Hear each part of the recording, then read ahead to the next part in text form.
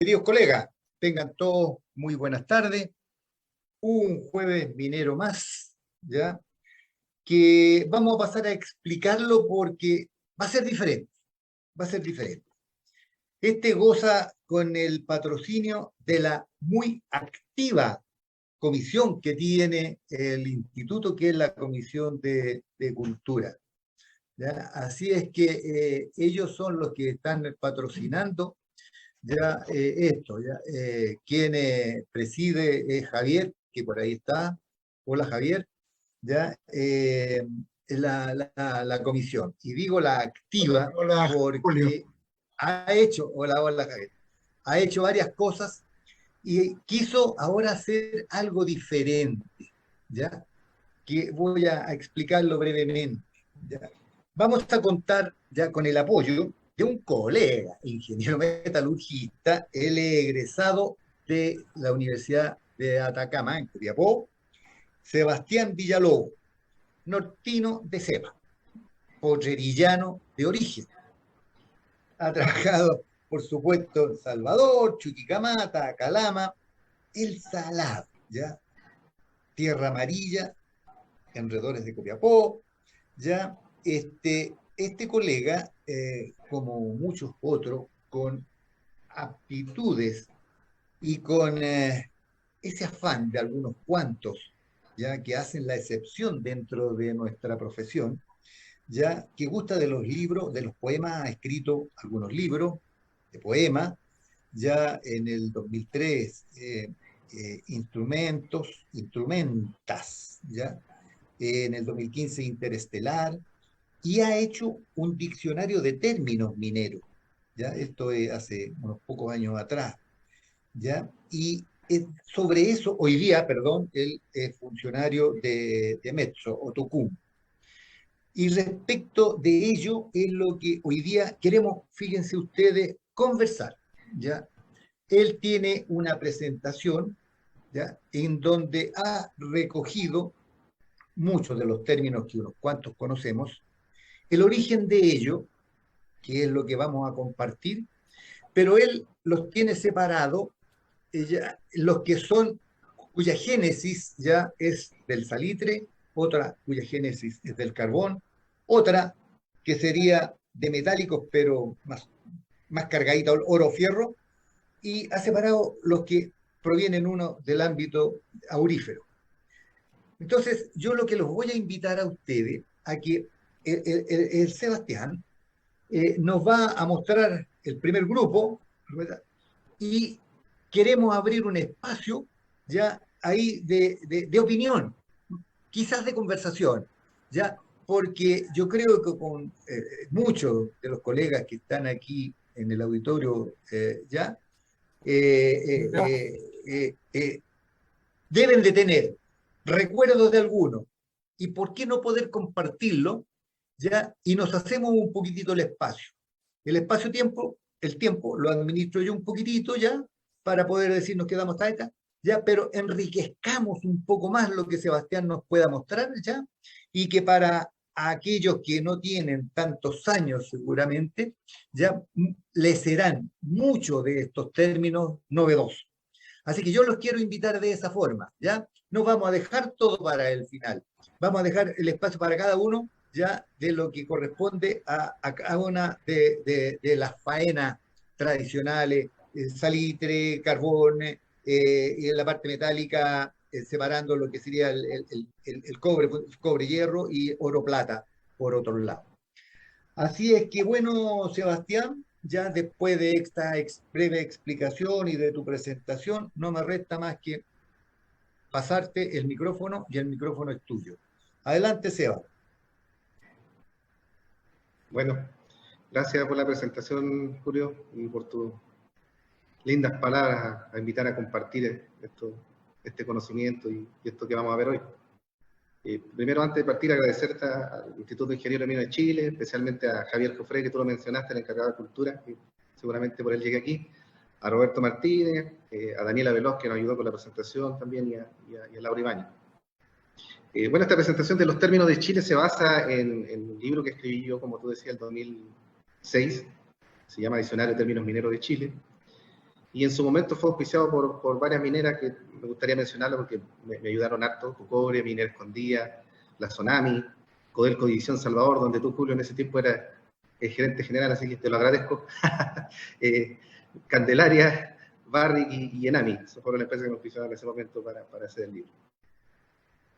Bueno, me gustaría partir esta presentación con la segunda lámina, que son solo imágenes, pero contarles que esas imágenes no están al azar ahí. Ahí estamos todos nosotros los que trabajamos en minería a lo largo de los años. De izquierda a derecha está el APIR, en una clásica lámina de Claudio Gay, ¿ya? Que el APIR es común, para que lo sepan, el término APIR viene del quechua y es común para nosotros, para los peruanos, los ecuatorianos, los bolivianos. Después el segundo que tenemos ahí es el pirquinero, que puede ser tanto del siglo XX como del siglo XXI, porque aún se mantiene la pequeña minería funcionando. En tercer lugar tenemos ya, y los plantinos, tenemos una mujer, ya la mujer incorporada completamente en las labores mineras, un orgullo que esté la mujer ahí, siendo parte de estos desarrollos. Y en el último lugar, al lado derecho, nuestros futuros colegas, por los famosos astromineros que la NASA lo está preparando supuestamente para ir a sacar los metales preciosos a los asteroides. Pensé que íbamos a ver primero los acuamineros, los que iban a sacar los minerales del fondo del mar, pero parece que es más fácil vencer la gravedad que las altas presiones de las fosas abisales. Parece que van a ir primero nuestros colegas arriba que al fondo del mar. Pero ahí en el fondo quería mostrar esa lámina, que ahí estamos todos los que somos parte de esta industria. Ya partiendo con la introducción de esta presentación, un poco de lo que se trató el libro. Bueno, ahí ya me presentó Julio, pero contarle que la inquietud de este libro partió más que nada porque he trabajado 18 años en minería y viví en Iquique, Calama, Chuquicamata, El Salvador, El Salado, Tierra Amarilla, Copiapó, así que el lenguaje de los salitreros, de la minería del cobre, de la minería del hierro, de los pirquineros que trabajan el oro, está dando vueltas siempre en el común cotidiano. Entonces, ahí, ¿por qué no tratar de recopilarlos todos y tratar de hacer un libro? Por favor, si pueden pasar a la siguiente lámina. ¿Qué es lo que fue la base de mi libro para compilar todos estos términos mineros? Lo primero, que los libros llegan a uno y no uno a ellos. Sin querer me llegó en mi época de estudiante de la Universidad de Atacama el glosario minero de Aracena, que era un libro autoeditado por una excelente persona, Alejandro Aracena, que es un escritor, poeta, que él nació en Capote, en un pueblo minero, y este glosario que creó lo hizo desde adentro, desde el fondo de la tierra, porque su familia fue minera. Él trabajó en piques, su padre, sus hermanos, sus abuelos fueron pisquineros, y gracias a eso la Universidad de Atacama en algún momento lo mandó a la UNESCO a presentar sobre esto, y fue condecorado por la Cámara de Diputados. Entonces, una persona desde adentro. También para este libro me basé en el glosario minero de Raúl Duarte, un libro que especialmente la gente que trabaja en el teniente lo quiere mucho, porque fue un ex profesor de la UT. También Héctor Uribe, que escribió el libro Folclore y Tradición del Minero del Carbón, un libro maravilloso que tiene muchas expresiones y términos de la industria del carbón que, si no hubieran sido recopilados por él, a lo mejor se hubieran perdido. Y también otras señas, otros términos de Diego Barros Arana, Encina, Ignacio Domeyko. Especialmente los naturalistas y los historiadores son muy buena fuente para buscar los términos mineros. También Mario Bamonde, que es un escritor de la segunda región, y Oreste Plas, que todos lo conocemos, un investigador de la Universidad de Chile, que ha siempre tratado de compilar todo el habla, todo el lenguaje de Chile, no solamente el lenguaje minero. Puse unas pequeñas citas aquí que las incluí en mi libro, que a forma de graficar la importancia del lenguaje coloquial o del lenguaje que ocupamos día a día en la industria más importante de nuestro país. Podemos decir que como dice Karl Borges, que la más pequeña gota idiomática de un charlatán, que somos todos nosotros los mineros, es en resumidas cuentas tan buena como cualquier lenguaje de Goethe o Shakespeare. Entonces, con esa premisa escribimos este libro. ¿Puede pasar la siguiente lámina, por favor? Entonces, con esta premisa de que el personaje común es el que migra con su jerga particular y el dominio del oficio que sustenta su país sin saberlo, él es quien cela el uso de la herramienta del habla a esculpir su marca de origen. Esas son algunas de las frases que plasmé en la introducción de mi libro. Entonces esto, como verán, es un trabajo, una posta, le diría yo, porque se ha ido pasando el bastón y todos estos escritores que he mencionado en la introducción, estos lingüistas, han tratado de mantener esa jerga y también el común, nosotros los que trabajamos en el uso diario de este lenguaje. Ahora vamos a ir a la siguiente lámina, por favor. Como comentaba Julio, mi libro Diccionario de Términos Mineros de Chile está en orden alfabético, pero para hacerlo a propuesta de Julio y poder dar un espacio a la conversación, los separé en grandes grupos y el primer grupo es el que incluye al carbón. Si bien el carbón fue explotado por los mapuches, se dice que el inicio industrial de la explotación del carbón fue en Lota en 1844.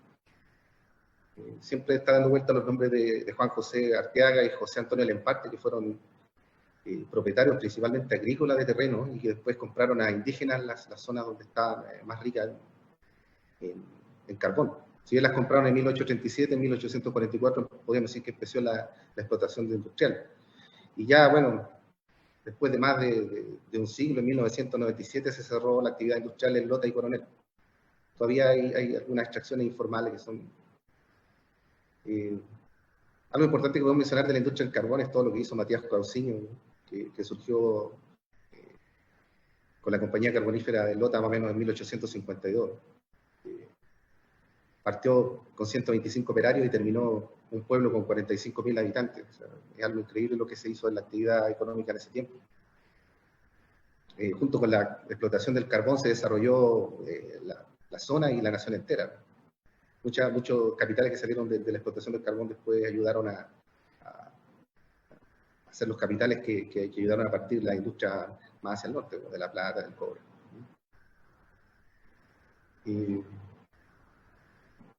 Ahora, derechamente vamos a ir a los términos que seleccionamos, como los términos más importantes que han pasado al lenguaje común, nuestro lenguaje común a partir de la industria carbonífera.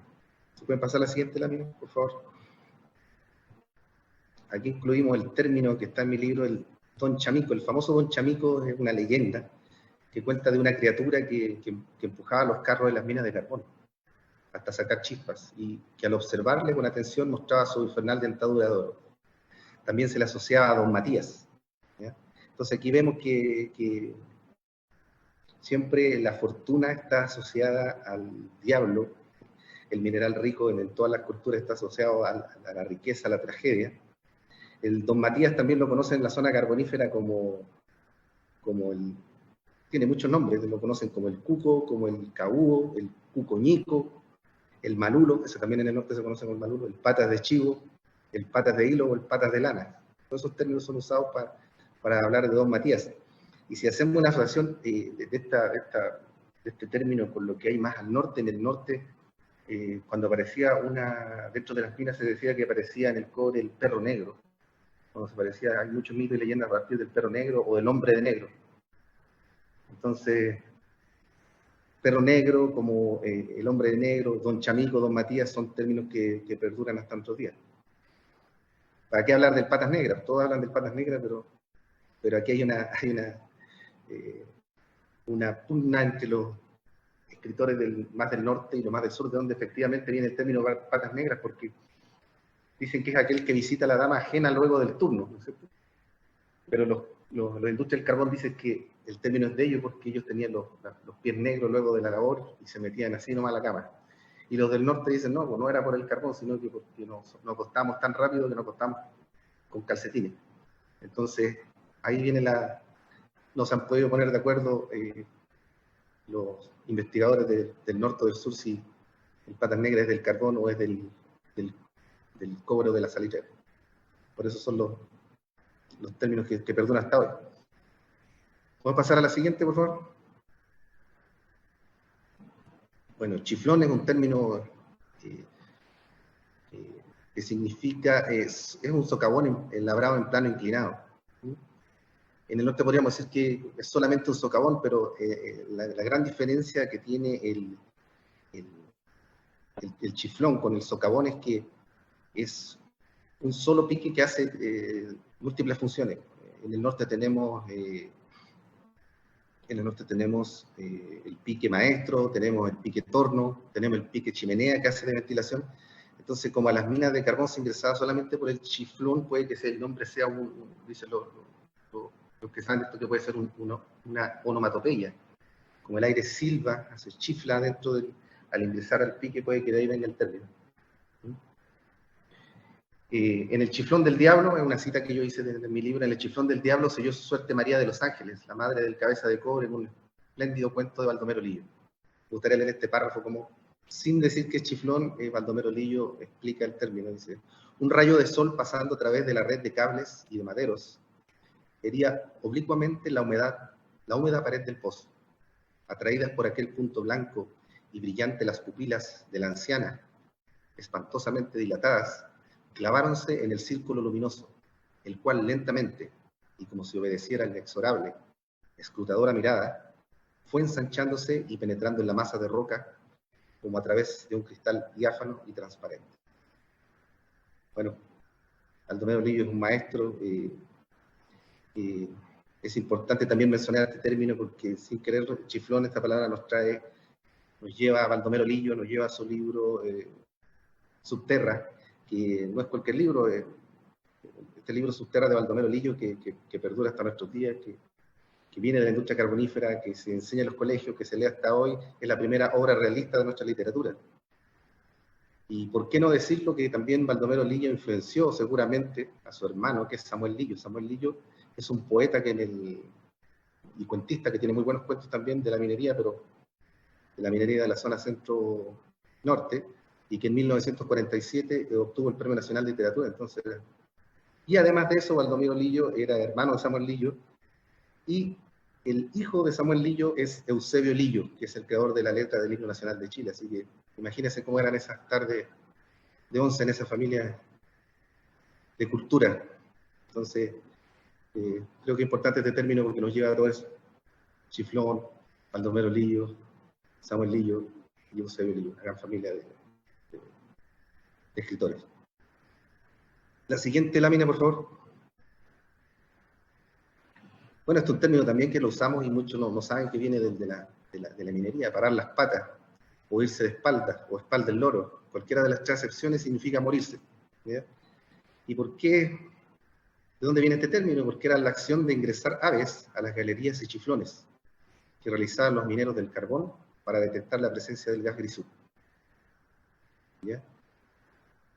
Aquí también uní la definición de grisú, que viene del francés, muchos no saben dónde viene la palabra grisú.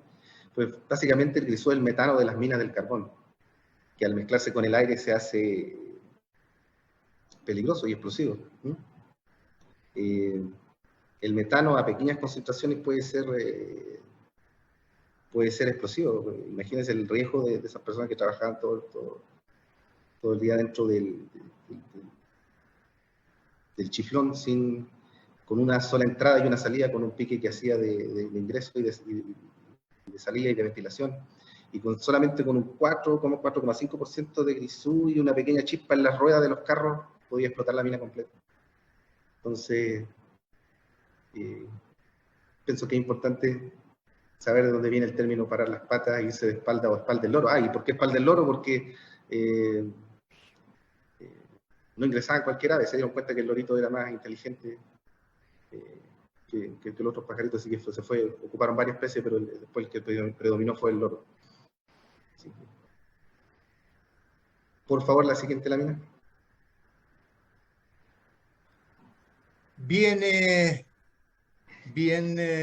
Seba.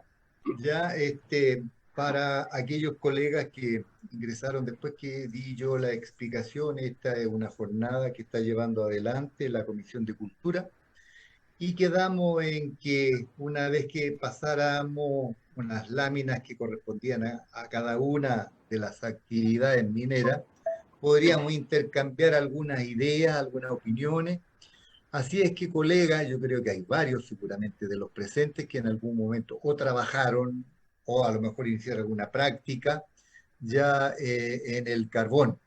Si hay alguno de ustedes que quiere agregar algo, un comentario, ¿ya? O recordar algún otro término usado, bienvenido sea. Colega, la palabra. Por favor, Patricio, para que abran los micrófonos, porque ¿Aló? los veo que están todos muteados. ¿Puedo? Sí, perdón. Perdón, Sergio Demetrio, ¿puedo? Ah, que no te veía, Sergio. Dale, adelante. Ah, perdón, tenía la mano, ya, dale. Y después Rolando. Ya, gracias. Eh, Gracias, Uy, profesor perdón, Villalobos. perdón. Sergio hoy día ya es nuestro presidente del instituto y que, oye, esto es una pura coincidencia, pura coincidencia. Dado que Sergio es hijo del carbón. Así es que, pura coincidencia nada más. Por favor, Sergio, adelante. Bueno, colega, gracias, Julio. Gracias, doctor Villalobos, por lo que está haciendo. Te quería hacer una consulta primero, porque el Instituto de Ingeniería Mina estuvo participando en hacer un glosario de términos mineros, en el cual lo guió Perico Stager con la Corporación Minería y Cultura, y en el cual se le enriqueció colocándole los términos en español y en inglés.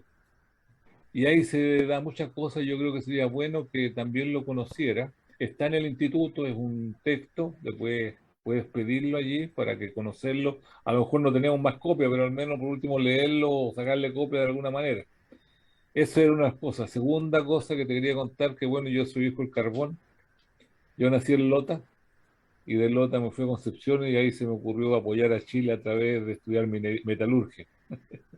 Pero bueno, cosas que pasaron. Pero te quería aportar, como pidió el Julio, no sé si tú tienes en tus términos el término camas calientes.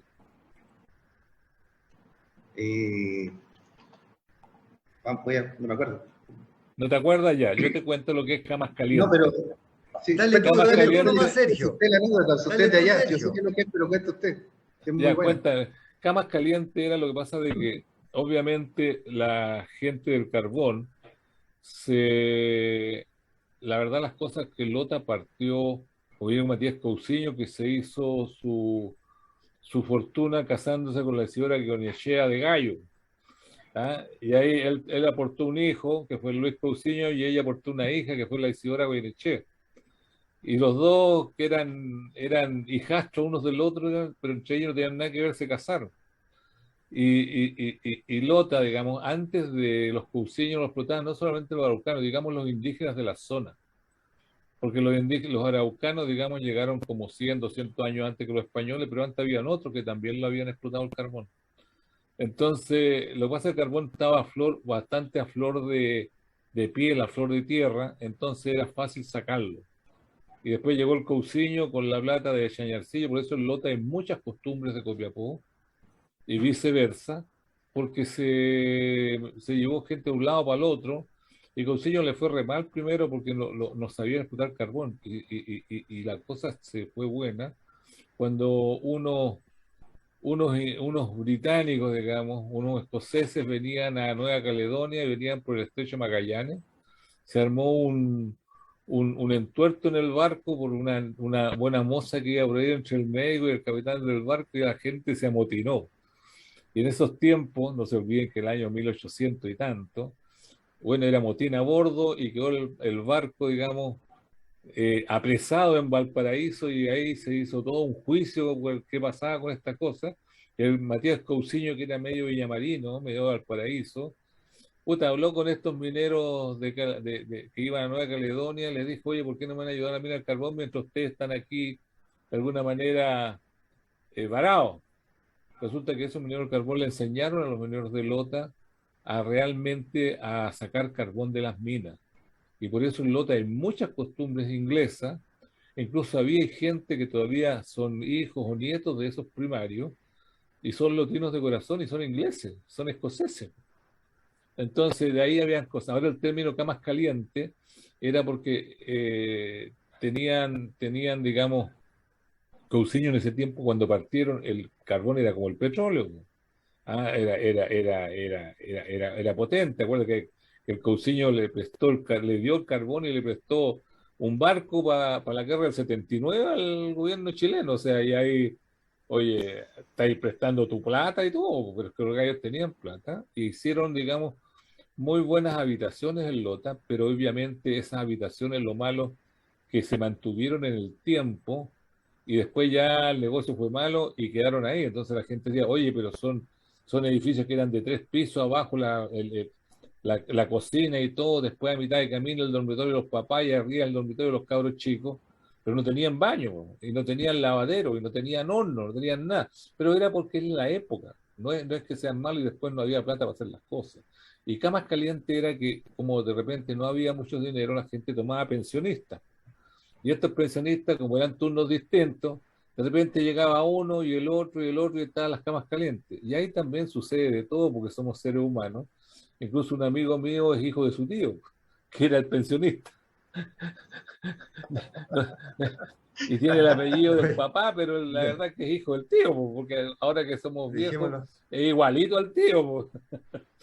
Así que eran cosas que Vale, sucedían. Y de ahí viene el tema de las camas calientes. vale.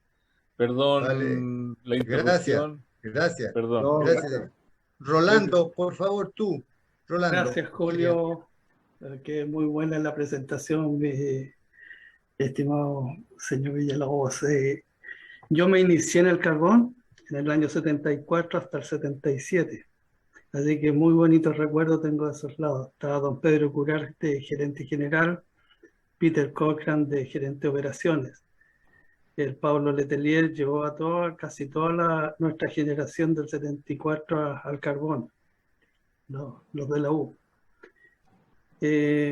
Muy lindos recuerdos, bueno, muchos términos ahí que no son comunes para otra minería, por ejemplo, la roca o el estéril lo llamamos la tosca, Eso.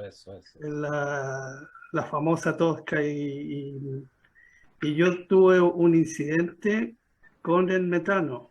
Como era jefe de turno, salía a medir en la frente el metano y estaba en la cabecera era la parte superior donde se retornaba el aire, y fui a medir en el extremo superior y había metano, pero de haber sido sobre 10% y me tumbó de inmediato al suelo, o sea, inconsciente, así, pero al instante. Cuando desperté, o sea, no tenía idea qué había pasado y recién ahí me di cuenta, cuando vi el metanómetro, que marcaba sobre 10%. Los frentes, también estuve en el Chiflón del Diablo que se mencionó, donde hacíamos el entrenamiento con el equipo autónomo. Antes se llamaba el ¿Para Pique Carlos. qué te digo cómo llegábamos arriba? Transpirado, exhausto, falta de todo, pero muy lindo recuerdo. Bueno, hay muchas cosas más que contar. Estuve en frentes de 50 centímetros, que eran los más bajos, y los más altos 1,70, con el shearer, o sea, con la minería automática. Eso era compartir. Gracias. Gracias, Rolando, gracias, Rolando. Gracias. Cristian Santander, la consulta tuya. Te paciente, viene en alguna de las láminas la explicación a tu consulta. Así que esperan un poco. Adelante, continuemos, Sebastián, por favor. Ok. Bueno, ahora vamos en honor al tiempo, hemos hecho esta división. Yo sé que hay mucho más términos, pero vamos a continuar con el salitre.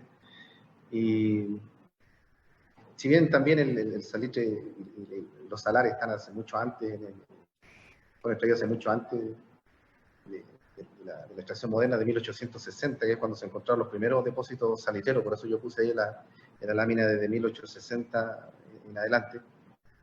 En ese tiempo los territorios donde estaban esas salitreras, Taltal y Aguas Blancas, eran administrados por Chile y por Bolivia. Fue la principal actividad económica. Bueno, ahora al litio le dicen el oro blanco, porque hace tiempo el oro blanco, que era el salitre, fue la principal actividad económica entre 1880 y 1930, más o menos. Después de la Guerra del Pacífico, el Estado anexó estos territorios de Tarapacá y Antofagasta. Tarapacá era de Perú y Antofagasta de Bolivia, donde estaba la reserva de estos minerales. A escala industrial, en 1978, es como la fecha de cierre que yo pongo de la época industrial, se cerró la salitrera Victoria. Del salitre he elegido algunos términos, si podemos ver por favor la lámina siguiente.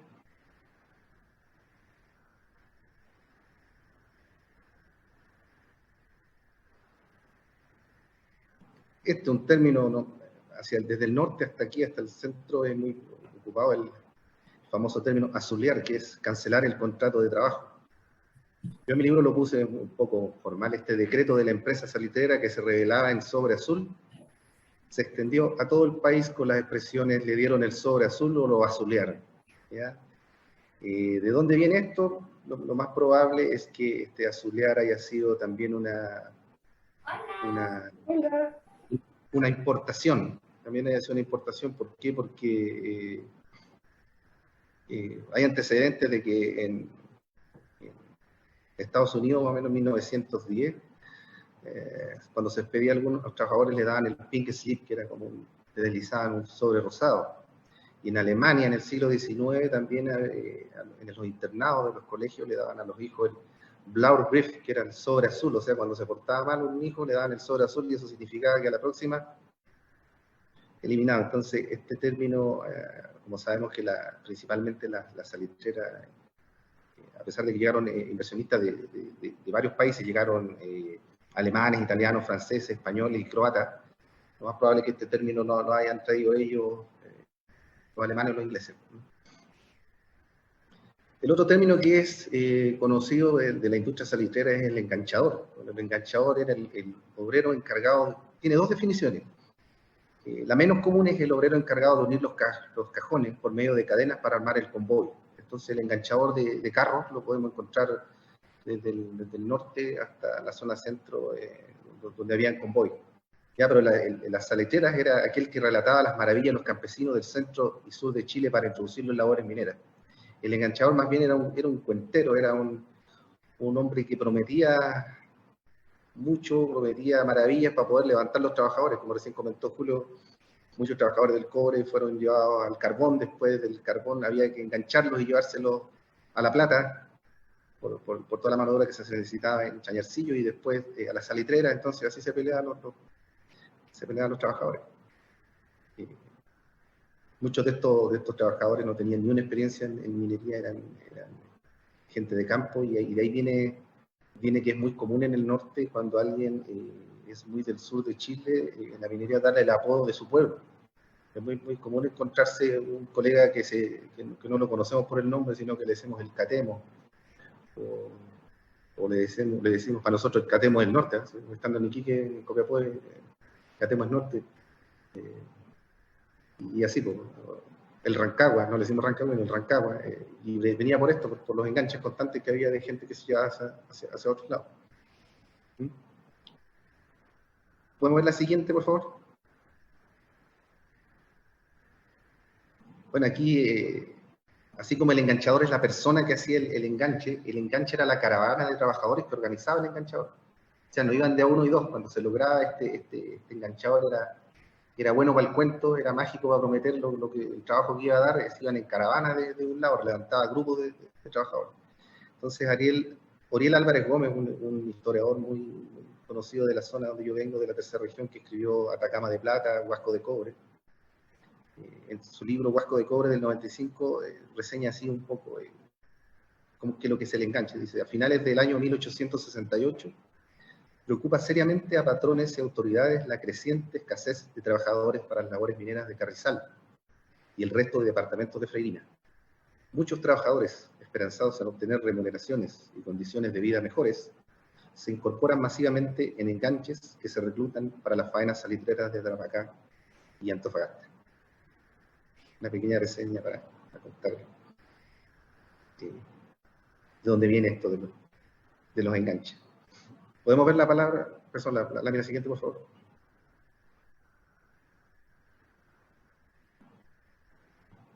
Pampa, un término muy importante. Pampa viene del quechua, que significa llanura.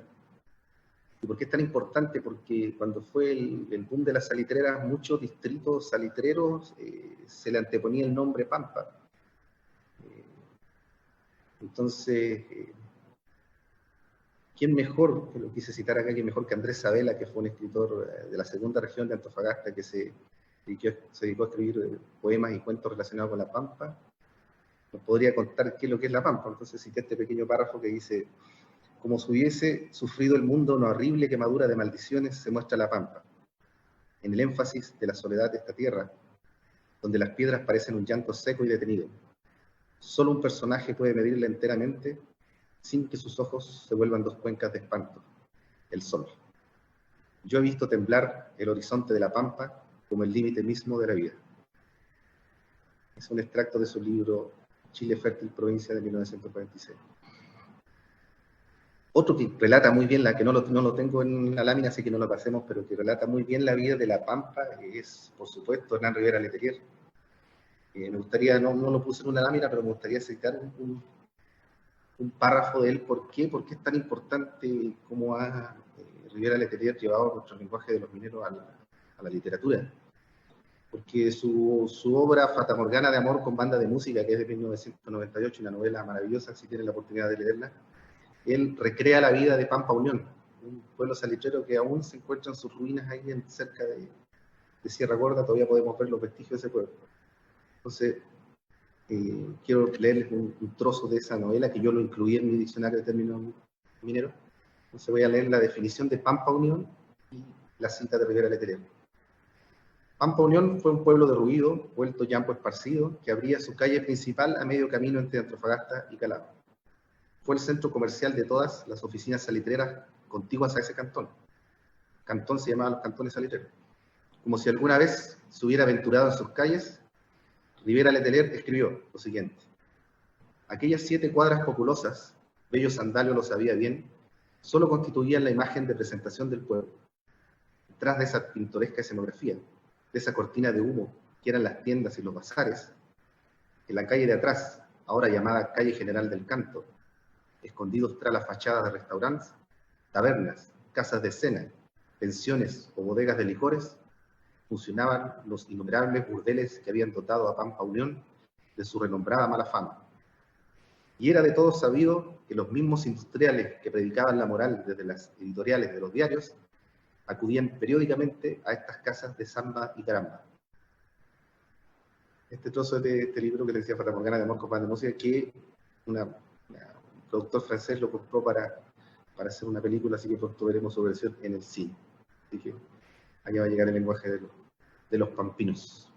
Pampino, aquí la tengo siguiente también, el nativo residente de La Pampa.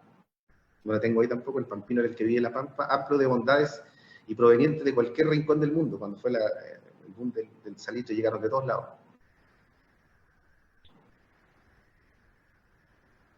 Y las láminas siguientes, por favor. Jaibón. Hablamos recién de que, si bien a las salitreras llegaron extranjeros de Alemania, de Francia, de Italia, españoles y croatas, los más pudientes, podemos decir así, eran los ingleses. Entonces, cuando en inglés, highborn, de ahí viene la palabra highborn, significa persona de clase alta, de modales finos y mejor vestir. Pero como el minero es molestoso, le gusta estar echando la talla todo el día, al que aparentaba y al que se creía highborn le decían highborn, no al que tenía plata, sino que era al revés. Entonces, en forma despectiva, ¿quién aparentaba? Y ahí viene el término highborn, viene de highborn. La siguiente, por favor.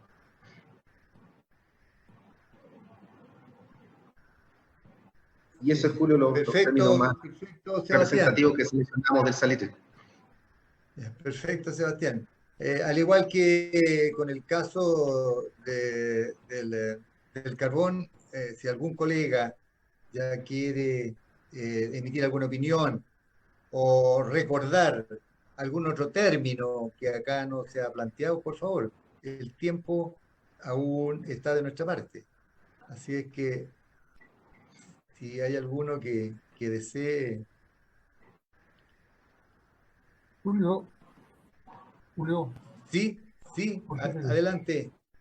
No, he hecho de menos, por ejemplo, el término calichera. Perdón, ¿quién? Echo de menos, ¿me escuchas? Sí, perdón, ¿quién? Pero no te identifico. Jorge Pérez. Ah, Jorge, ya, dale, ¿verdad, po, hombre? Jorge Pérez, ya, colega metalurgista que trabajó muchos años en La Pampa. Así que es una persona eh, que nos puede aportar. Por favor, Jorge, adelante. Por ejemplo, para dar dos casos. Uno sería Calichera, que era la zona donde se está explotando mineral. Lo otro eran los cartuchos, que correspondían a los depósitos de donde se hacía la lixiviación del caliche, ya sean las actuales bateas o antiguos, pero esto venía más bien del tiempo de las salicheras Chang, donde eran prácticamente tanques. Ajá. Vale, Jorge. Ah, Sí, perdón, ¿tienes algo más? sí podría, estaba tratando de recordar también cómo le llamaban la mula, por ejemplo. La mula ¿Ya? era un dispositivo que había para poder empujar los carros que entraban a la etapa de chancado, al chancador. Ajá. Ya. Buenísimo. Gracias, Jorge. Muchas Gracias por gracias, compartir, ¿no? Jorge. Para complementar un poco lo que decía Jorge, me trajo a la mente de las calicheras. Bueno, las calicheras donde se extraía, ¿no es cierto?, el caliche, viene del caliche, del material que es el sedimento marino, que es un sedimento natural, eso lo puse yo en mi diccionario, que contiene sodio y yodo. Pero lo importante es destacar que viene del kunza, el caliche viene del kunza, del término caichi, que significa piedra salada. Entonces, cuando decían caliche significa piedra salada, y la calichera donde se hacía la extracción de esto. Vale. Vale, Sebastián. Continuemos con nuestro querido cobre ahora. Ya, y la chusca también, Sebastián. Ah, buenísimo, sí, pues está también la chusca. Pero tiene dos acepciones, ¿eh? Hay una para antes de las 10 y otra para después de las 10. Sí, claro. Cuando el término femenino. Bueno, yo la tengo las dos en mi diccionario, me voy a dar el gusto de leérsela. Bueno, en la chusca dice capa arcillosa muy fina que se encuentra sobre la costra salitrera. ¿Sí? Eso era, se juntaba con un finito arriba de la costra del salitre. Sí. Suele encontrarse sobre cualquier tipo de terreno en diversos colores. Y la segunda acepción, ramera. La puse así, no, cortito. ¿No? Sí. Puse las dos acepciones, mire. Vale. Bueno, gracias por compartir eso. Bueno, yendo ahora a los términos del cobre, contar un poco que de la época de la colonia y antes de los pueblos prehispánicos ya se explotaba cobre, ¿no es cierto? Pero como industria en 1810, el país ya registraba una producción de 19.000 toneladas de cobre, o sea, en 1810 ya éramos potentes en la extracción de cobre. Pero al empezar el siglo XX hubo un gran problema con la minería del cobre porque hubo una demanda mundial de cobre, y después de haber sido grandes productores durante años, durante décadas, se empezaron a agotar las minas de alta ley, porque es re fácil explotar las minas de alta ley. En el Chile antiguo las tiraban a un horno, un poco de leña y fundían. Pero cuando empezó a bajar la ley, Si no es por Carlos Lambert, chilenizado, que se llama Charles Lambert, que trajo el horno reverbero, no hubiéramos salvado la situación, pero a partir de que Charles Lambert trajo el horno reverbero, se pudo explotar nuevamente los minerales de baja ley y tirar nuevamente la producción hacia arriba hasta ahora, hasta nuestros días, que somos los productores número 1 del mundo. Vamos a los términos ahora, por favor, si podemos ver la primera lámina. Bueno, muy conocido el término cateador, a pesar de que también lo comparten con los mineros de La Plata, pero el cateador lo puse en mi libro como el buscón deseoso de vetas y yacimientos. Solo algunos cabían en la designación de minero, ya que industriales, banqueros, químicos y hasta campesinos emprendieron el cateo a oídas de algún derrotero. El derrotero, que no lo tengo la definición, pero el derrotero es como el camino, es el camino en busca de la fortuna que tenían los mineros. Cuando decían el derrotero, es el sueño que tenían de llegar, es como algo, más que algo físico, es este pasar por la vida llegando en algún momento a encontrar la fortuna.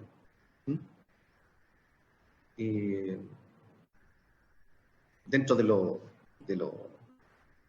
los famosos cateadores está Juan Godoy, porque era un pastor de cabra.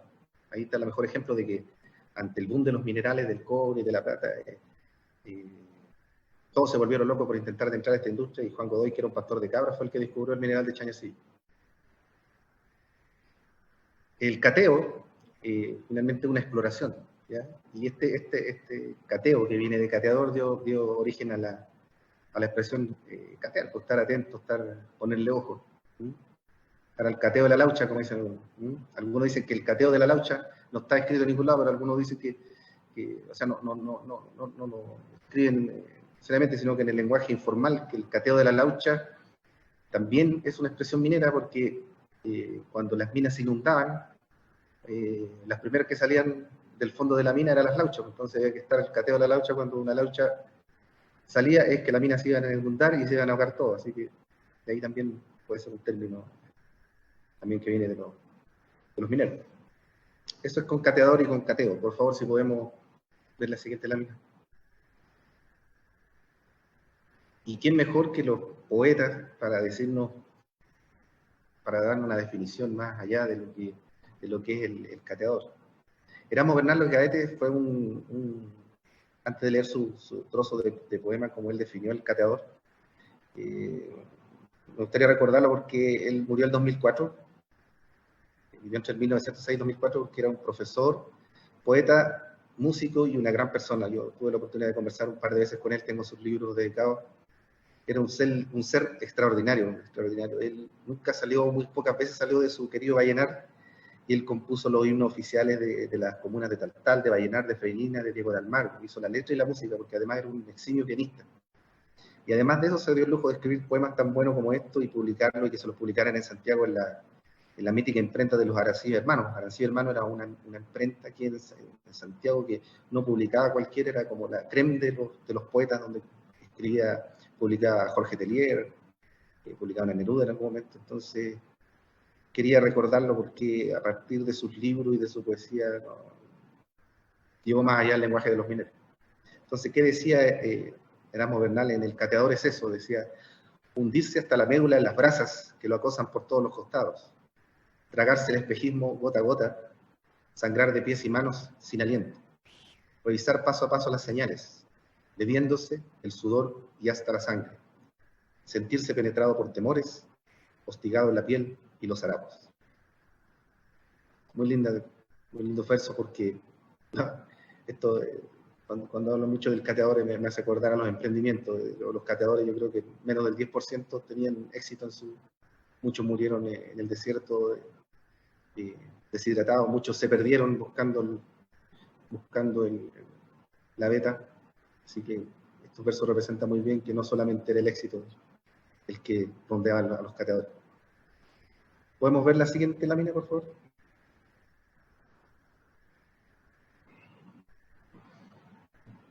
Este término muy importante, cómo viene desde tiempos prehispánicos, y a partir del uso que le ha dado el minero ha sobrevivido hasta nuestros días. Camanchaca, que es la niebla del norte, viene del aymara, por si acaso le hago la aclaración, se puede escribir Aymara como está ahí, y Aymara con Y, para que no diga, estaba mal escrito, no, tiene las dos formas de escribir, Aymara y Aymara. Viene de Camanchaca, que significa oscuridad, que es la niebla espesa y baja del norte de Chile. ¿Ya? Entonces, el chango, que era que son conocidos pueblo prehispánico y uno de nuestras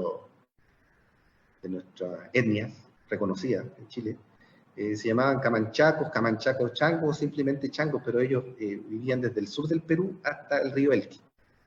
¿Ya? Entonces, ellos se hicieron conocidos por camanchaco o chango porque ocupaban esta niebla para atacar los pueblos del interior.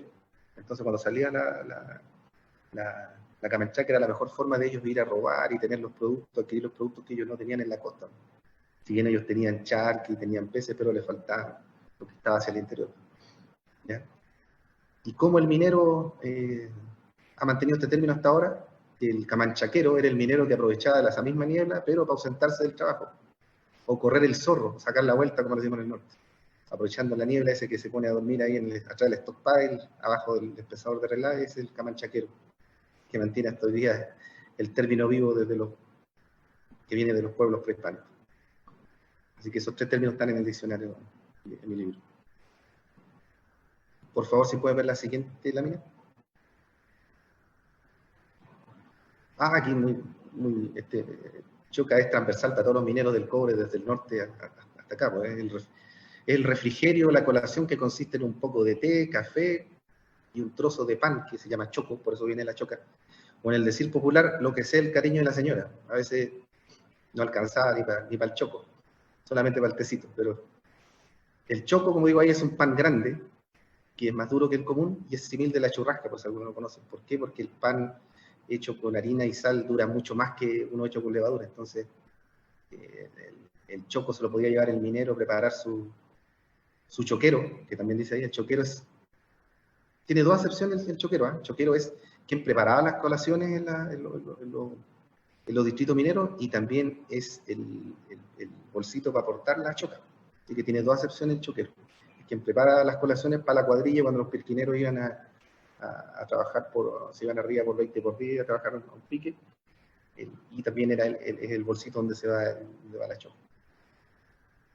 Y tomar la once, aquí es un término que divide un poco a los investigadores, a los lingüistas más clásicos con la gente que estamos metidos en la minería, porque algunos dicen que es un término que viene de la época colonial y que en la colonia, para no decir que las damas se juntaban a la hora del té a tomar aguardiente, porque aguardiente tiene 11 letras, entonces de ahí viene la palabra, para no decir que se juntaban a tomar aguardiente o a beber, decían vamos a tomar la once. Pero sí, de todas formas, aunque así fuera, que fuera un término colonial, el minero, especialmente en Sewell, fue el que le dio vida y que lo mantuvo hasta ahora. Porque en tiempos de ley seca no se podía tomar, un tiempo que se pagaba con cárcel el tomar alcohol porque estaba prohibido la faena, en el tiempo de ley seca. Entonces el minero de Sewell mantuvo vivo este término de tomar la once por las 11 letras de la palabra aguardiente. ¿Sí? ¿Podemos ver la siguiente, por favor? Y hasta ahí, Julio, llegamos con yo creo que los términos más importantes del cobre. Hay muchos, pero eso es lo que seleccionamos para esta presentación y para no estar hablando esta mañana. Es verdad que son muchos y variados, naturalmente, y para ello tendríamos que disponer de mucho tiempo. Pero de todas maneras, queremos dejarle algún espacio a los colegas, si alguno tiene en mente algún otro término, algún comentario, bienvenido sea. A propósito del último, me voy a tomar un poquito yo, a propósito de lo último que tú comentabas, esto de la once, el término de aguardiente y la gente de Sewell, bueno, allá también el término de los guachucheros, ¿ya? Los guachucheros que transportaban el aguardiente desde Doñihue, ya en el tren arriba y a veces con cámara de auto en el cuerpo y ahí lo llevaban. Y existe disculpa, un camino. ¿Ah? Muy bueno, disculpa que te interrumpa, muy bueno eso que tú mencionas, porque yo tengo el término guachuchero, pero esto que que contaste el otro día y que va a contar ahora, no lo sabía cómo escondían, sé que será contrabandista, pero no sabía cómo se lo llevaban. eran contrabandistas de alcohol, ¿ya? Del aguardiente de Doñihue. Y existe el camino de los guachucheros, que es desde Suhuel hasta el Cajón del Maipo, ya que de ahí era donde transportaban y abastecían ya a los bebedores de Suhuel. Esa como una pequeña contribución de mi lado. No sé si hay algún otro colega que quiera alguna opinión, algún otro Julio, término que poder colocar. Julio, buenas tardes. Sí. Javier Jofre habla. Quería Javier, felicitar dale. a Sebastián por su interesante presentación y por su libro, que claro, yo lo conozco, ese libro de hace bastantes años, porque él me lo regaló, tuvo la gentileza de regalármelo. Quería hacerle un comentario, sí, que seguramente debe estar en el libro, porque de repente en la minería está muy presente esa componente mágica, digamos, ¿no? Esa componente media como sobrenatural. Por ejemplo, Baldomero Liello se hizo famoso cuando ganó con su cuento Juan Fariña, y ese fue el cuento que le permitió entrar al mundo literario acá en la Municipalidad de Santiago, digamos, ganó ese cuento. Y Juan Fariña era un ciego que, según los trabajadores, tenía pacto con el diablo. Y por lo tanto generaba más recursos, digamos, que el resto. Su productividad era mucho mayor que el resto de los mineros. Está, por ejemplo, en el caso del oro de la plata, el alicanto, esa ave mítica, ¿cierto?, que se alimenta de oro y plata. En el caso del salitre, viene a está continuación. la Lola, por ejemplo, esa mujer que le había arrancado el pelo a su madre,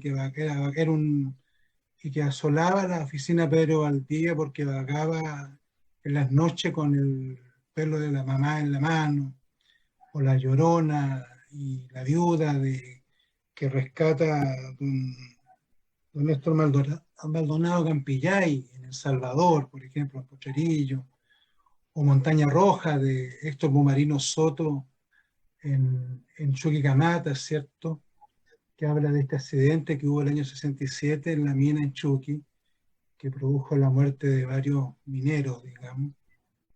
Y él cuenta cómo estos mineros que pasan a otra dimensión no entendían lo que estaba pasando, porque ellos iban a su casa y no entendían que habían muerto, digamos, producto de la situación que les había ocurrido. Entonces, quería preguntarte un poco eso, ¿no? ¿Cuál era en este diccionario, más que nada para que nos recuerdes a todos, digamos, dónde está presente esta componente mágica y sobrenatural que es muy propia del mundo minero, digamos, ¿ah? Gracias, Bueno, Sebastián. no, de nada. Gracias, Javier. Julio, Antes de responderle a Javier, Julio. voy a hacer una publicidad a Javier. Javier compiló y tiene un libro muy bueno que se llama La Antología de los Cuentos Mineros. Lo recomiendo, búsquenlo, porque ahí está todo nuestro lenguaje, pues están los principales cuentistas desde 1800 hasta adelante, hay varios contemporáneos también, como mencionaba, así que un muy buen libro de Javier. Julio, Sí, mira, yo quiero rescatar algunas palabras que son más bien conocidas, pero en Chuquicamata. Y yo creo que hay varias para recordar. Una es la Casa Colorada y la Casa Verde. Sí. Era la forma como se denominaba el área donde se lixiviaban los óxidos, y la otra era la planta de electrodepositación. Y que eso se remontaba al año 15, desde que partió Chuqui, y que se produce hasta el día de hoy, datos por vía lixidación. También es importante la palabra chalet, con la cual se identificaba a la habitación, la casa donde vivían los supervisores, o los buques, donde estaban los solteros. o los hundidos, que era un sector de casas de trabajadores y que originalmente tenían solamente un baño común en la parte trasera, y que posteriormente estos se ampliaron hacia atrás para darles más espacio y que tuvieran baños individuales. Y el último, un nombre que también con el tiempo se fue perdiendo, pero era lo que llamaban las bonificadas. ¿Y a qué se referían las bonificadas?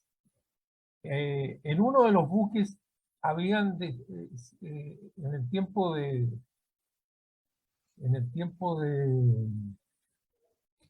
aún no se nacionalizaba Chuqui, había un buque donde se recibía o podían vivir algunas mujeres que se dedicaban a la prostitución. Y dentro de algunos contratos colectivos que hubieron, a ellas por su trabajo la empresa les pagaba un bono, y por ello se les llamaba las bonificadas. Oh, excelente. Gracias. Gracias, Sergio. Eso no está. Perdón. Van directo a la segunda edición, eso. Ni me moví de mi escritorio, Julio, y aquí está grabada. Ya. Sí. Oye, Sergio Demetrio quiere opinar. Yo quiero primero, bueno, está bien que Sebastián Jesús le pone, digamos, los años de referencia que él tomó, pero les quiero decir que Chile fue el primer productor mundial del cobre en el siglo XIX. No solamente el siglo XX, pero el siglo XIX tenía todo lo que son los hornos cubilotes. Y Chile llegó a tener más de 110 fundiciones en el país antes que llegaran los norteamericanos. Lo que pasa es que todo ese mineral oxidado se fue agotando, como tú bien dices, y cuando bajaron las leyes, bueno, llegó el reverbero un poco antes y estuvieron funcionando, pero después ya el reverbero tampoco funcionaba porque los minerales también bajaron de ley, y por eso los americanos la gran gracia que tuvieron fue traer la tecnología llamada flotación. Y con eso revivió el cobre de nuevo y volvimos a ser el primero mundial. Y bueno, eso era un poco para contar, porque incluso en el siglo XIX Chile producía metálico. ¿Por qué? Porque venían tantos barcos al salitre y los barcos se le colocaba la broma, que son todos los moluscos que se colocaban afuera de la madera y se comían la madera, y se podría. Entonces los gallos, para evitar ese problema de la broma, lo que hicieron fue colocarle planchas de cobre por fuera, digamos, repujadas, golpeadas, y las láminas de cobre se ponían afuera de los barcos, y con eso el barco aumentó su vida útil de todos los cascos, ¿te fijas? Y ahí Chile fue el primer productor mundial de cobre a mitad del siglo XIX. Y también quería contarle de que varios de los próceres de la primera Junta de Gobierno eran mineros metalurgistas. O sea, no todos eran campesinos, o sea, es un poco para que lo tengan en cuenta. Y también mostrar, ya que estamos en términos, acordarse de un término que hoy día todavía se usa, pero no se le llama así. Era el famoso tapaboca. Lo que pasa es que los gringos siempre cuando había una negociación colectiva, los sindicatos, digamos, negociaban y al final llegaban a acuerdos.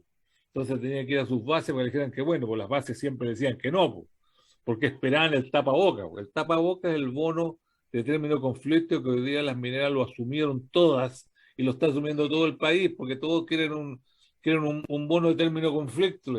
Ese le llamaban el tapaboca. Y justamente les funcionó a todos en el tiempo de los gringos, porque los gringos tampoco querían parar la producción porque era plata de ellos, ¿te fijas? O sea, ahora ese es una pura realidad, y entonces de repente uno le da un poco dolor de guata que la gente no toma en cuenta la minería, y resulta que la minería en Chile ha sido siempre importante, siempre. ¿Ah? Incluso ahora va a tomar el oro y la plata y está Chañarcillo, acuérdense que los gallos Copiapó quisieron hacer república independiente. Ah, los mates y los gallos ahí eran cosas serias, y bueno, y esa plata de Copiapó se fue al carbón. Disculpa que te interrumpa, acuñaron su propia moneda y tuvieron su propia bandera. Exactamente. Como los mapuches tienen una hora. Vale, bueno, Sergio. Eso es, solamente quería hacer el tapaboca. Gracias. Gracias. Oye, pero hoy día está de moda el tapaboca también, ya, y por un cuánto tiempo más, yo creo, gracias al COVID. No, Vamos, no sé.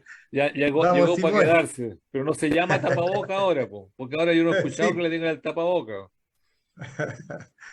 pero la funcionalidad. Vamos, Sebastián, Bueno, adelante con la última parte. dale. Bueno, primero, para redondear un poquito, hablar que esta industria del oro y la plata, bueno, todos sabemos que está antes de tiempos prehispánicos y los españoles llegaron aquí buscando el oro, ¿no? Son materiales que siempre vienen asociados, pero en el caso de nosotros de Chile, de la explotación, siempre fue de la mano la minería del cobre con la plata, por esto de los enganches, por los descubrimientos, se dieron más o menos en tiempos similares, ¿no? En el siglo XIX ya estaban los yacimientos de Agua Amarga y de Arquero, ya en 1832, por eso lo puse ahí como las fechas claves, cuando Juan Godoy descubrió a 50 kilómetros al sur de Copiapó, Chañarcillo. Y importante comentar para la gente que no ha ido por allá que Chañarcillo es el distrito minero de Chañarcillo, o sea, ese es un cerro que está conforado por todos lados. O sea, era un montón de minas que conformaban el distrito minero de Chañarcillo. Y fue tan rico que llegaron muchos aventureros a la zona, algunos hicieron grandes fortunas. Entre esa época de esplendor, entre la plata y el cobre, Copiapó creció extraordinariamente. De hecho, que eso es lo que llevó a que se hiciera la primera línea ferroviaria en 1851 entre Copiapó y Caldera. Y la minería de la plata, lo que estamos hablando más que nada oro y plata, mantuvo su nivel de producción con el yacimiento de Tres Puntas, ¿ya? Más o menos en 1848, y después en 1870 ya terminó definitivamente como la explotación fuerte de la plata. Vamos con los términos, por favor. La siguiente lámina. Justo lo que hablaba recién, Javier nos preguntaba qué pasa con el alicanto. Bueno, el alicanto era lo puse en mi libro como leyenda, como un pájaro fabuloso del desierto de Atacama que se alimenta de oro y anuncia la proximidad de una veta aurífera. Bueno, hay mucho leyenda y fábula al respecto de este alicanto. Y claro, donde está, me preguntaba recién Javier, ¿qué había en el minero con respecto de esto de lo mágico, maravilloso que se dice? Y estaba en todas las cosas, pues, en todo el día, estaba en la superstición, estaba en este tipo de cosas, que más que nada decían que el alicanto era el brillo que producía el horizonte de la pampa. Entonces, entre el brillo, la deshidratación del cateador que estaba buscando, solía haber este alicanto. A veces el brillo también podía hacer que los buitres, los jotes que lo estaban esperando para que se muriera, era el mismo alicanto que ellos veían en sus alucinaciones y en el brillo del horizonte que lo estaba esperando para llevarse. Así que de ahí viene el término alicanto. Por otro lado, la pirita, el oro de los tontos. El término oro de los tontos viene de la pirita, que es conocida porque oro de los locos, oro de los pobres. Y es porque son muy parecidas, los que hemos tenido la oportunidad de tenerlo en las manos son muy parecidas porque tienen la misma estructura dentro de sus propiedades físicas. La estructura cristalina es cúbica, es muy similar al oro, pero también es algo que este término más que nada se importó, porque el oro de los tontos, la fiebre del oro, viene de la fiebre del oro de California, que fue en la década de los años 40, del siglo XIX. Entonces allá fue común este oro de los tontos porque muchos se embarcaron, viajaron a California a ser parte de esta fiebre del oro y no sabían de nada del oro. Fueron banqueros, fueron campesinos, fueron los que se pudieron tomar un barco a la fiebre del oro de California. Pero todavía se mantiene de repente hasta nuestros días este término del oro de los tontos. ¿Podemos ver la siguiente, por favor?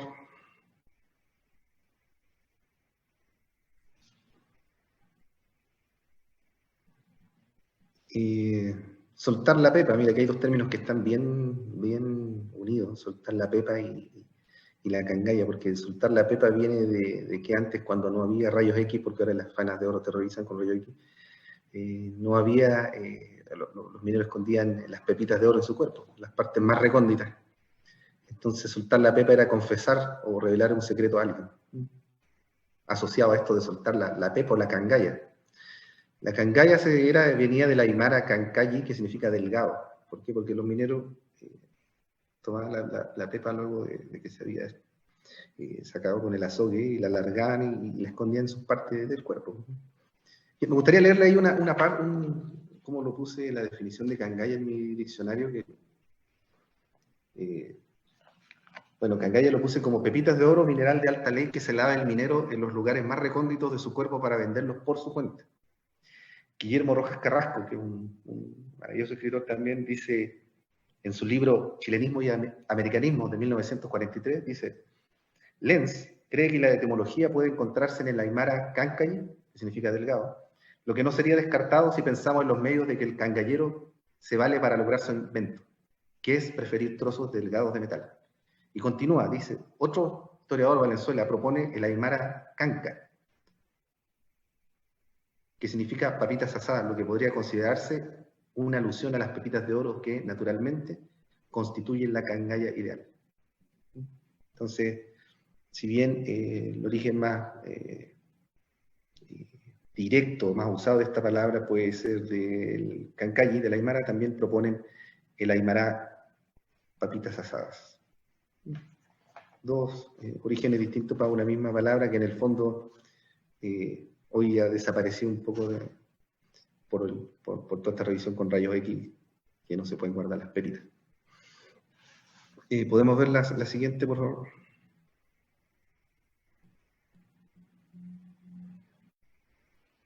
Bueno, eso es lo del grandes rasgos, con lo del término que escogimos que se mantiene hasta nuestros días del oro y de la plata. Perfecto, Sebastián. Ya, no sé, tal como lo hemos hecho con los términos anteriores, ya en esto, si hay algunos, ya me voy a atrever a opinar. Oye, en esto de la cancaya, claro, muy culta tu explicación, ¿ya? Pero era naturalmente en aquellos sectores de la mina cuando aparecía oro metálico, ¿ya? Y que efectivamente tan atrayente, y los mineros, lo que se dice, y en el museo de ahí de Copiapó, a ti te consta, ¿no es verdad? Que tremendos pedazos de cangaya que hay, que eran revestidos con cuero, en fin, aceitados, y se lo introducían en el ano. Algo que a mí también en su momento lo escuché ya, que estaba muy asociado con esto de que no le aguantó el salto, ya el término ese que no le aguantó el salto, y era porque en algún momento, ¿cierto? Los dueños de la faena lo hacían desvestirse ya y le colocaban un palo y tenían que levantar el pie, y ahí caían unas cuantas de estas cangallas. Eso es lo que al menos en alguna oportunidad en el norte supe. Sergio, a ver, tu opinión, viejo. ¿Algo nos quieres comentar? Sí, bueno, creo que está bien lo que relevó don Julio Cifuentes, porque don Melón sabe mucho de la minería del norte salvadoreño por muchos años. Pero yo quería relevar dos cosas. Uno, obviamente, como bien dice Julio, se pone una explicación polite, sin decir a dónde se colocaba dónde se metían el oro, la plata, y que los gallos justamente colocaban que había que saltar un laguito de agua, cosa que los gallos al abrir las patas, ¡pum!, se tenía que caer la cangalla. Pero eso justamente es y en la minería, y también tal vez no solamente en Chile, sino en todo el mundo, el tema del oro es complicado, porque el tema del oro tiene poco menos que un ítem dedicado a robos. La cangalla es un robo. O sea, Así y es, nadie lo quiere decir que es un robo. así Entonces, es. el minero que se llevaba cangalla porque estaba robando oro, más allá de su remuneración, llevaba oro. Y esto se ha ido perfeccionando con el tiempo, porque no se olviden que los ovoides de coca que le meten en la guata, puede ser perfectamente esos ovoides puestos ahora, en vez de colocarle coca al medio, le meten oro. Entonces el gallo, acuérdense que llevan hasta 20 o 30 ovoides de droga dentro de sus guatas, algunos gallos. Entonces, la cantidad de oro que te pueden robar es es espectacular, porque la obra más encima es bien pesado, por eso de repente cuando se hacen cosas de oro, pero que no es oro, sino que es plomo, con una lámina de oro. A mí me dio una vez Nami, me dio una barrita de oro, nos dio, y obviamente era plomo con un baño muy de micrones, digamos, de oro, pero era peso de oro y todo, o sea, uno cae en el garlito. Entonces yo quería relevar justamente eso, de que es un tema de robo, porque la verdad en la minería antiguamente el robo estaba casi instituido. A mí me tocó estar el año 73 en Chuquicamata, y las micros, los trabajadores, no iban puros trabajadores adentro, iban cañería, ladrillo, calamina, iba de todo arriba de las micros, y la gente no se atrevía, las policías locales no se atrevían ni a subir a los buses porque sacaban la mugre, pero todos robando, o sea, las herramientas de la empresa. Incluso en Calama hay un gallo que se hizo una casa con ladrillo refractario, puta, que cara la casa, pero con esta lluvia, el ladrillo refractario, puta, se le mete el agua y hasta ahí nomás llegó, pues. Pero bueno, cosas que pasaban, y yo lo único que quería relevar de que la Cangaya, nadie lo dice, pero es un robo. Y Sí, sí, bueno, sí. se lo metían Julio, todo y ahora pueden robar mucho más. Eso nomás, gracias. Vale, Julio, gracias. Oye, Julio, a través de un iPhone parece que está ahí y pidiendo la palabra. Por favor. Don Fernando Silve Calongue. Hola, hola. Fernando. Fernando, y Fernando, ya. ahora que es dueño de Ya. la mina, el bronce de Petorca, que es de oro, que a los Callejas y los 9000, así que debe saber harto esta cuestión del oro, que ya no. No, quiero, bueno, saludarlos a todos ahí, que bueno ver a Javier también, que ya nos vamos a encontrar, y al expositor, muy simpático, los términos súper entretenidos los que han hablado. Pero no me refería al oro porque soy un amateur en oro, no sé mucho todavía. Tenemos harto que aprender, son los grandes desafíos. Pero sí me refería a la plata. Y como tú mencionaste, que Tres Puntas nace por ahí por el 1840 y muere rápido en 1870. Y quiero contar una historia pequeña. Mi tatarabuelo, don Juan Garín, yo paso a ser sexta generación de mineros, pero él, entre medio hubo muchos que no fueron mineros. Y este caballero, junto a don Juan Godoy, fueron uno de los famosos personas que vivían en Copiapó, Copayapo, que fueron a encontrar los famosos minerales de Tres Puntas, a caballo y qué sé yo. Y partieron ahí muy entusiasmados de madrugada, los pilló la noche, y de hecho esto está ilustrado en el libro La Plata de Vicuña Maquena, y al hacer la fogata resulta que les aparece el fuego inicia o de alguna manera funde los metales existentes. Al otro día van muy rápido a mensurar o manifestar, como se hacía antes las propiedades mineras, y fue un periodo de mucha riqueza, como tú bien dices, en Copiapó fue el segundo descubrimiento, ¿no es cierto?, después de Chañarcillo, y mi tatarabuelo, bueno, ahí se puso a trabajar como loco. Tenemos, como quien diría, el orgullo familiar de que en Copiapó la estatua principal, que está al centro de la plaza, es mi tatarabuela, la señora de mi tata, representando a la mujer del minero, a la mujer gallarda del minero, que mantenía la casa. De hecho, la representan con un combo y una lanza al otro lado, si ustedes ven la estatua alguna vez. No la identifican como un nombre, no es que ella sea importante como su nombre, sino que como representa a la mujer del minero. Y nosotros de chiquititos, ya a los 10 años, ya estábamos sacándonos fotos ahí en la Plaza Copiapó. Nosotros éramos de Santiago. Y como tú bien dices, la riqueza fue tan grande que mi tata llegó a tener una casa desde la Alameda hasta el Club Hípico, donde tenían cacerizas, cosa que supe hace 2 años, no sabía yo. Tremendas casas que están ahí en Vergara, en Ejército, que llegaban hasta el Club Hípico, y que muchos se construyeron estas casas inmensas. Bueno, lamentablemente hoy día está demolida, pero en el fondo quería contar una historia más cercana de todos estos descubrimientos. Eso era más. Gracias, muchas gracias, Fernando. Julio, Muchas gracias. Oye, un acápite, Fernando es nuestro vicepresidente, recién asumido en el día de ayer ya del instituto. Así que Fernando, no te identificas porque sale muy chiquitito desde tu iPhone, porque parece que estás con el iPhone. Sí, sí, que venía de Ya, afuera, sí. vale. Para terminar, Seba, por favor, vamos.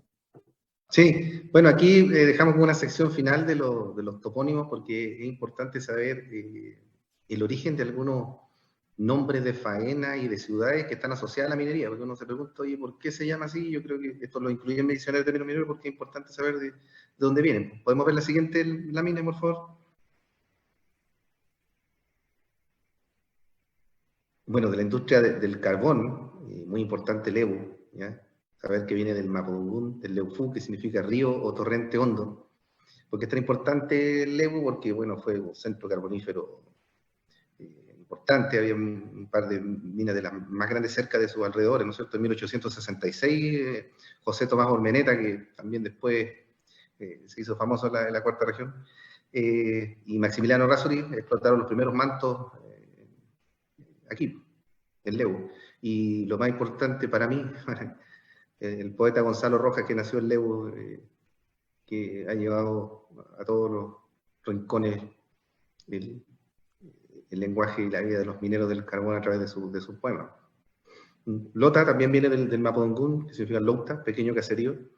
Ya Lota también una ciudad muy importante, yo creo que es el eje del carbón, porque fue fundada en 1662 por Ángel de Peredo, por el gobernador, pero ahí en ese tiempo se llamaba Santa María de Guadalupe. Después le cambiaron el nombre en 1875 cuando fue ciudad, y fue todo el centro de carbonífero hasta 1997 que se cerró la mina como la producción industrial como gran centro carbonífero. Ñelol Wimpil también viene del Mapudungún, que significa donde hay cangrejo. También es una zona, un depósito carbonífero próximo ahí a la zona, pero es bueno saber que eso terminó y como también lo mencionó alguien recién, todos esos depósitos fueron primero de los mapuches y después pasaron a los... ¿Podemos ver la siguiente lámina, por favor?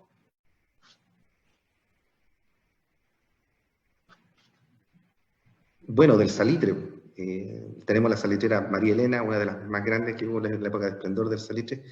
Y lo importante de este nombre es que no muchos saben que viene de Mary Ellen Condon, que es la esposa de Capellan Smith, que fue el dueño, ¿no?, de la salitrera y que falleció al poco tiempo de que el matrimonio llegó a la Pampa Salitrera. O sea, al poco tiempo que vinieron a cambiar su vida, a buscar fortuna aquí a Chile, ella falleció y en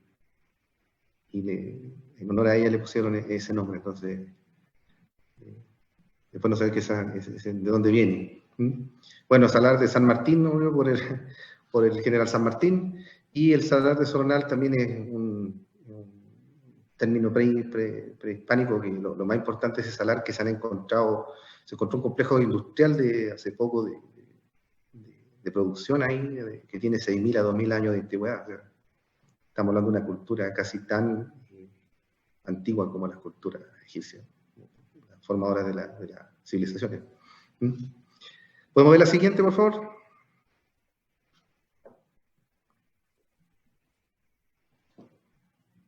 Del cobre, bueno, tenemos la Coyahuasi, que significa casa de minero en Aymara. Bueno, es una tremenda mina que está a 200 kilómetros de Iquique, que también ha sido explotada de tiempos prehispánicos, pero de 1800 a 1930, a ver si no lo conocen los que trabajan, los que han estado ya explotando el cobre, de 1880 a 1930, esos 50 años fue muy rica en oro y plata, Coyahuasi.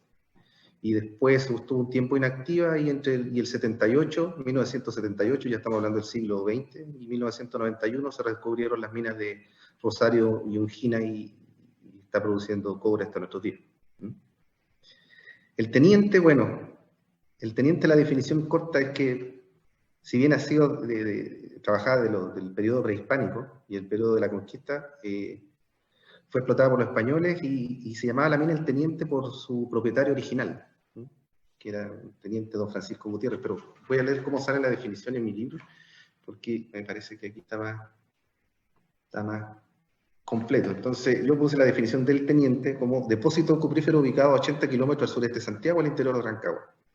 Además de ser la mina subterránea más grande del mundo, fue la primera que aplicó la flotación a gran escala, que algunos muchos lo saben. Sin embargo, algunas de sus vetas ya habían sido explotadas por los indígenas a la llegada de los españoles en el siglo XVI, de ahí cuenta el teniente. Y como una leyenda, porque nadie se casa con esto, ni los historiadores más antiguos, cuentan que su nombre se debe a un teniente fugitivo de las fuerzas realistas que fue perdonado al exhibir ricas muestras del lugar a las autoridades chilenas. Esa es una historia. La otra, otros aseguran que el título es de alta alcurnia. Juan de Dios Correa Izá, dueño del lugar después de contraer matrimonio con doña Nicolasa Toro, nieta del conde don Mateo de Toro y Zambrano, quien había comprado el yacimiento en 1771, había servido al ejército libertador de O'Higgins, con el grado de teniente. Así que lo más probable es que el yacimiento fuera conocido como las Minas del Teniente, en alusión a este potentado. Así que ahí tenemos las dos definiciones del origen del teniente. Bueno, Spence es una historia trágica porque dicen que la primera compañía que estaba haciendo los sondajes, que era Rival Gom, mientras estaba celebrando su descubrimiento, uno de sus geólogos estaba en Centroamérica haciendo otras prospecciones y fue secuestrado con un grupo de colegas y asesinado. Entonces, impactados los colegas, decidieron ponerle en honor a Colin Spence el nombre a esta mina. Todavía se encuentra información en internet de esto, han pasado más de 10 años y la familia sigue peleando por tener justicia ahí en Centroamérica. ¿Qué pasó con Colin Spence?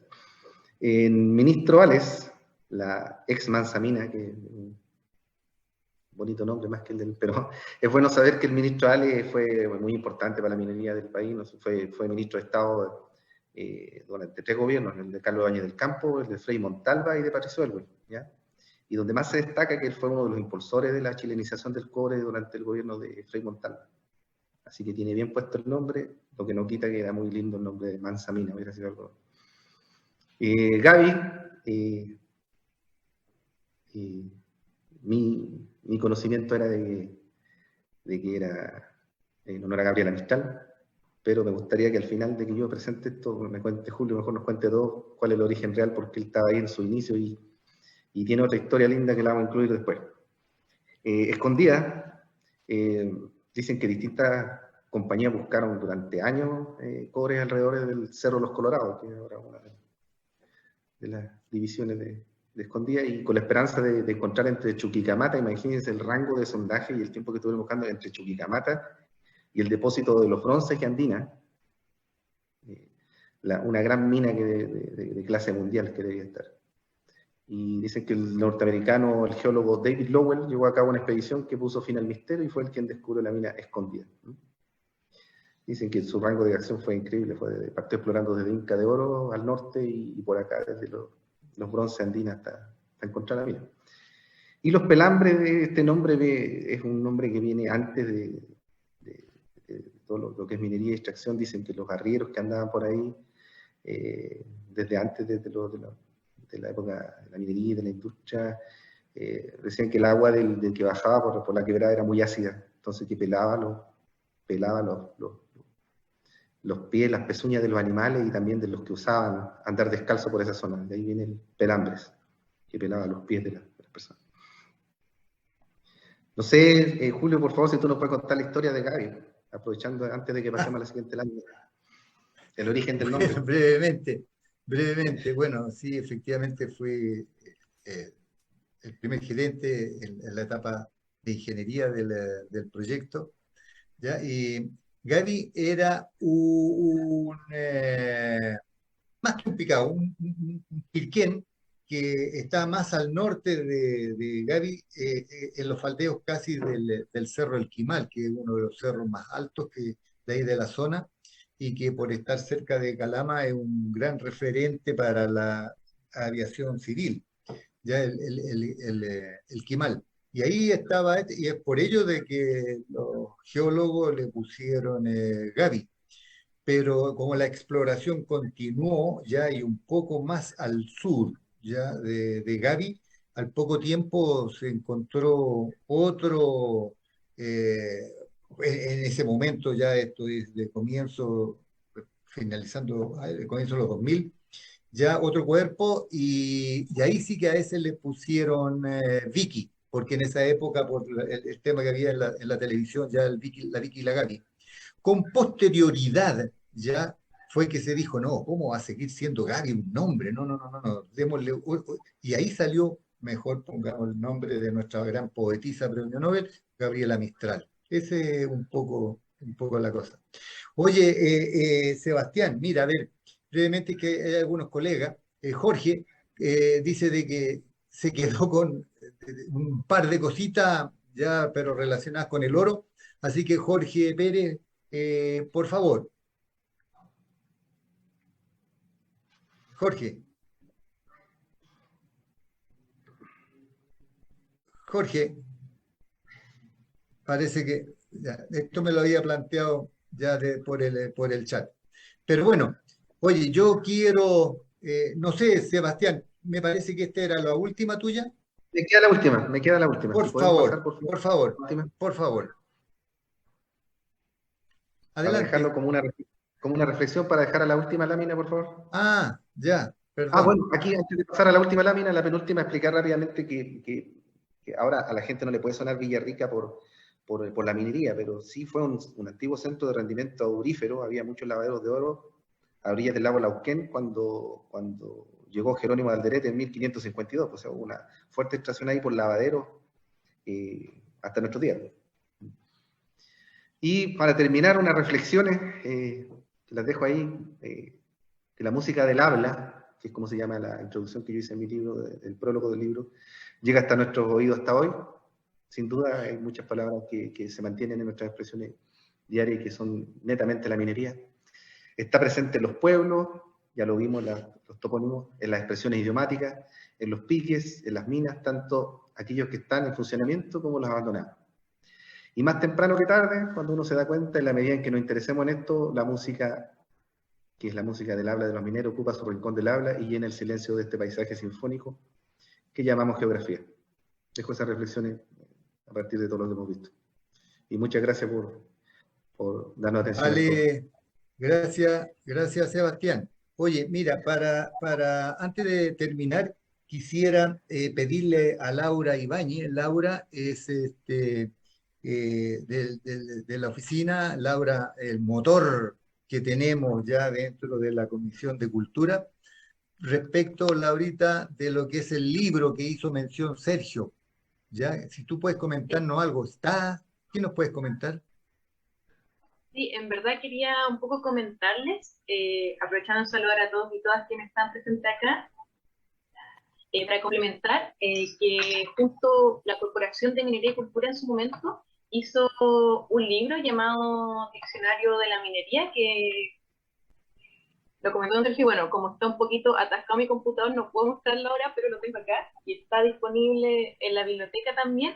Y otro libro que también mencionó Sebastián fue el de Antologías de Cuentos Mineros, de Javier Cupé, que también está en la biblioteca, y que pueden venir a verlo, y también ver las cosas que han hecho la corporación, y la comisión. Eso. Muchas gracias, Laurita. Ya, para terminar, Sergio, por favor. Sergio, te escuchamos. Gracias, colega. Yo quiero primero agradecer a Sebastián Jesús que haya tomado este tema, porque independiente que uno pueda conocer el 10% de los términos, y hay un 100%, pero a todos los que pasaron por la minería de verdad, explorando minas, procesando, cateando, haciendo exploraciones, son cosas que le llegan y nos llegan al alma. Y justamente es bien importante, acuérdense que incluso ahí tú nos contabas del término del teniente, que está Mateo el Mateo de Toro y Zambrano. O sea, Chile ha sido minero desde siempre, desde que llegó, acuérdense que venían del norte, digamos, buscando oro, ¿ah? Y el Pedro Valdivia también agarró los Marga Marga, agarraban oro, o sea, si eso es lo que sacaba. Y todavía hay oro en el país, y no somos los más importantes del mundo, pero no somos los menores, y no solamente como secundarios, sino como material primario también. Y le quería contar a todos los colegas aquí, que digamos como 30 todavía, que no todos son socios del Instituto de Ingeniería Mina. Entonces, yo le quería decir de que de que, pucha, se pusieran las pilas y se sumaran a nosotros. Sebastián, ¿tú eres socio de nuestro instituto? No. ¿Viste? Puta, tienes que meterte a este instituto, la Corporación Minería y Cultura te necesita. Ahí están nuestros amigos Javier Jofré, que es presidente de la Corporación Minería y Cultura, Alexander Lara, están ahí un montón de otros próceres que realmente la parte cultural es maravillosa. Tú sabes que aquí Javier Jofré nos hizo varios libros de algunos próceres de la minería, y Alexander Laibran es el gallo que creó el Museo del Cobre, o sea, partió él solo cuando andaba por el Medio Oriente, iba a la Feria de las Pulgas y compraba cositas de cobre y al final se transformó en el Museo del Cobre. Ese es el gallo que lo creó. O sea, es una cosa re importante la Corporación Minería de Cultura. La Corporación Minería de Cultura debería ser de alguna manera nuestra bandera para la sociedad, para las personas que no saben de minería, digamos, porque no creen que la minería puta, se dejan puro hoyo, ahora dicen que somos extractivistas, se olvidan que la minería la verdad, las cosas que no es solamente no es extractivista, porque sacar minerales de 1%, 0,3% y llegar a 99 o 100% cobre, no es extractivismo, es una manera de ningunearnos. Un arte. Fue un arte, pero cada vez ha sido más ciencia, o sea, el arte sigue estando presente, pero también es mucho de ciencia, también que se ha ido introduciendo, y todos los capitales extranjeros nos han dado cosas, o sea, si nosotros no hubieran llegado los norteamericanos a principios del siglo XX, la minería del cobre chileno no habría existido, porque ellos lograron la concentración de minerales. Después incluso todos los óxidos estaban muertos hasta que de repente se vino un proceso del Zinc-Layer y que lo tomó la Pudahuel, lo arregló y lo mejoró y pudimos lixiviar los óxidos y sulfuros secundarios que no se podían lixiviar antes. O sea, si aquí todos sumamos los que estamos adentro, sumamos los que vienen de afuera y todos porque queremos la minería. Entonces yo quiero que se inscriba, así que espero, don Sebastián Jesús, que pida la solicitud y se inscriba. No me gustaría de que no se inscribiera. Si aquí tenemos mucha gente tremendos monstruos de esta cosa que vale la pena. Era eso nomás que quería decirle a muchos colegas que están aquí, que vienen a escuchar, pero háganse socios del Instituto de Ingeniería Mina. ¿Ah? Eso es todo. Vale, un trato. Oye, bueno, yo me inscribo, habiendo... me invitan. Julio, te digo, me inscribo, pero invítame a hablar me inscribo, pero invítame, no mañana ni pasado, pero invítame a hablar de mi libro que saqué el 2021, que es el Diccionario de Términos de Conciencia Medioambiental Bilingüe. Bueno, que es muy importante. Bueno, la minería, si no va con el medio ambiente de la mano, no va a ningún lado, así que Diccionario de Conciencia Medioambiental Bilingüe Inglés-Español. Vale. Oye, bueno, si lo que yo quería plantear es que después de la hora de los momentos de comerciales que pasamos, ya ahí que pasó Sergio, ya el poder agradecerte, Sebastián, ya tu presentación y contarle a los colegas de que efectivamente ya la Comisión ya de Cultura dentro del año, ya con cierta periodicidad, que en algunos días más seguramente Roberto Martínez nos va a hacer llegar a todo el cómo vamos a innovar con los jueves mineros de ahora en adelante, ya en tener ciclos bien definidos, ya e ir matizando, como ahora, que ha sido una tarde muy entretenida, creo yo, diferente, que es lo importante, pero no por el hecho de ser diferente resta importancia. ¿Ya? Así es que agradecer a la Comisión de Cultura, las damas primero, Laura, y por supuesto a todo el equipo que conforma esta comisión. Sebastián, una vez más, muchas gracias por tu aporte. Ya, así es que, colega, nos estaremos encontrando en otro jueves interesante dentro de la próxima semana. Tengan todos un buen fin de semana. Gracias, colega. 1.000.000 de gracias. Gracias, Sebastián. El aplauso virtual. Bien. Y gracias, Javier Jofré, por darle impulso a estas cosas. Señor presidente de la Corporación Minería y Cultura, dele para arriba.